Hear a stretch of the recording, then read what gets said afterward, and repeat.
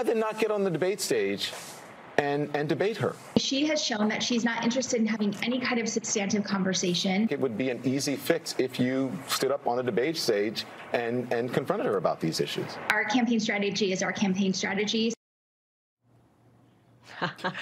Kari, at this point, it almost seems like this is a net positive for you. It makes her look weak that she's refusing to do this.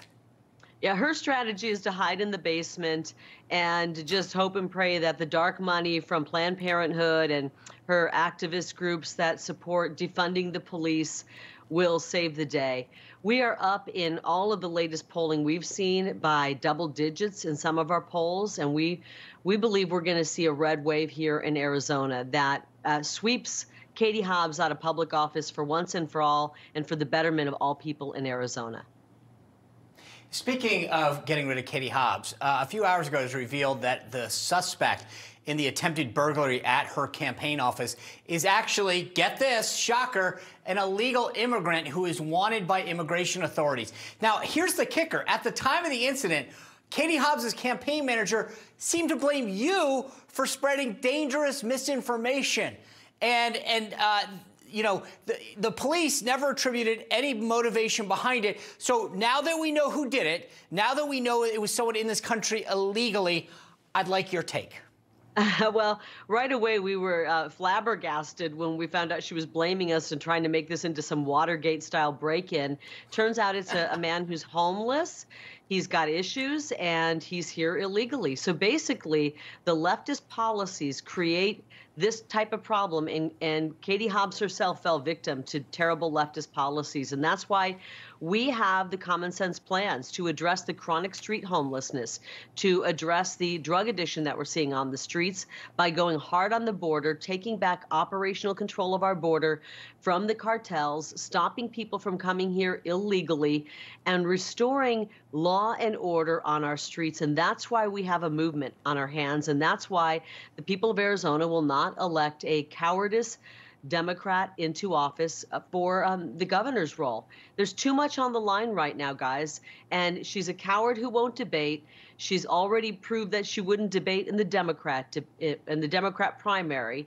And she's giving all kinds of excuses for not wanting to face the people of Arizona and lay out her plans, because she knows once they hear her plans, they'll realize they are the exact same plans that turned California into a nightmare.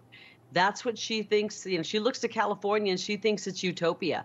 And it truly is a nightmare that people are fleeing.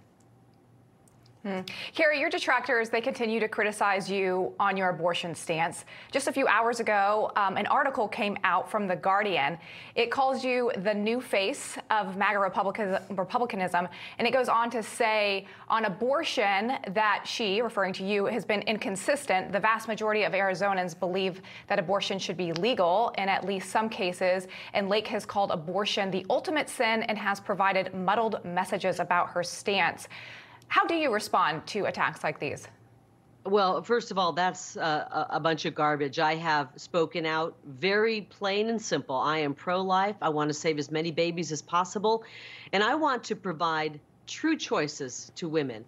The choice to carry that baby, the choice to find an adoptive family. When you walk into a Planned Parenthood, you're given one choice. You're not told that we can help you. We can get you enough help so you can carry this baby full term. The radicals on this issue are people like Katie Hobbs and the far left. They have absolutely no restrictions on abortion. You could be in labor, ready to go to the hospital and deliver that baby. And if you want to get an abortion, they're okay with it. We need to protect as many lives as we can. And what's happening in this abortion mill called Planned Parenthood is women are being hurt, lives are being taken. And I want to save as many lives as possible. We have basically two laws right now, and we're kind of in between them. The courts are deciding right now which law stands. And right now, the law in Arizona is no abortions after 15 weeks. I'm running for governor, not emperor. And so I will be executing the laws that are on the books. I don't get to just make things up on my own. I have to execute the laws that are on the books. Seems like a pretty solid answer on that front, unlike your opponent, who seems to, on CNN, couldn't answer that question. You know, I do want to ask you about Sean, the current... really quickly, She voted no on a bill that would have provided life-saving help, medical help to a baby who would survive an abortion. She opted to see a baby die on a cold metal tray. This is radical stuff, and they're trying to paint people who want to save babies as the radicals. They are truly they are the extremists. I do want to, I've got about 20 seconds left. I just want to get your take on this. There is speculation in Washington that House Republican leaders are looking to push out the head of the U.S. Chamber of Commerce. I know you're thinking, where are you going on this? But there's also reporting from Axios that if they were successful in doing that, your current governor, who you would succeed, Arizona Governor Doug Ducey, has apparently, according to Axios, expressed interest in that. Not that you have any say in this, but if Doug Ducey wanted to go and head up the U.S. Chamber of Commerce, is that something that Kari Lake would support? Well, I don't have any control on what Governor Ducey does after this election. He's going to be a free man to do whatever he wants, and you know, I'm sure he's still young. He probably still wants to work. That's totally up to him. That's the first I've heard of it, to be honest. Okay. Well, Kari Lake, I think we will see. He's been very positive on business, by the way. He's done a good job here in making sure we have a good business climate. So maybe he would be well suited for that. Yeah. Okay. Well, I have a feeling this is the last time we get to call you Kari Lake. I think the next time we see you, it's going to be Governor-elect Lake. So thank you for your time and best of luck in these final few days. Thanks, guys. We're working hard and we've got the pedal to the metal. We're not going to slow down until we cross that finish line.